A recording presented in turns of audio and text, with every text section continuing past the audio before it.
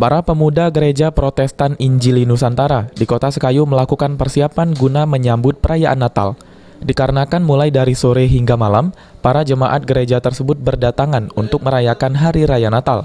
Gereja GPIN ini sendiri merupakan satu-satunya gereja Protestan yang ada di Sekayu, sehingga diperkirakan akan banyak jemaat Protestan yang akan mendatangi gereja ini.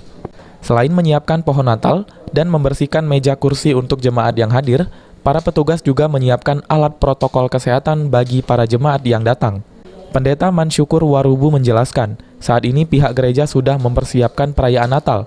Meskipun perayaan Natal pada tahun ini sangat berbeda dengan tahun sebelumnya, namun Mansyukur berharap agar umat Kristiani dapat bersabar dalam menghadapi wabah pandemi virus COVID-19 yang kini sedang melanda Indonesia, dan terus berdoa untuk keselamatan bangsa agar terbebas dari bencana ini.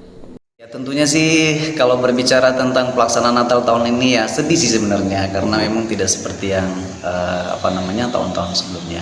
Tapi berharap di tengah-tengah pelaksanaan Natal tahun ini kami juga lebih concern untuk mendoakan keadaan bangsa ya, supaya cepat pulih dan umat juga mampu menghadapi kenyataan yang sedang terjadi saat ini.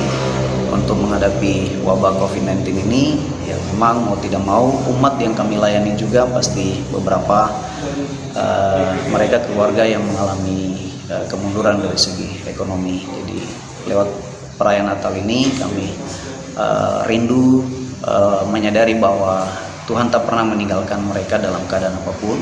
Tuhan pasti ada di tengah-tengah umatnya untuk memberi kekuatan, menolong, memelihara dan menjaga sampai mereka bisa bangkit kuat untuk menghadapi kenyataan ini. Kami tetap mengharapkan, tetap percaya pada kuasa pemeliharaan Tuhan. Jadi itu harapan kami buat semua umat di sini dan juga untuk semua masyarakat Indonesia juga demikian. Tetap kuat, masih ada Tuhan bersama. Ruzi Iskandar, PAL TV.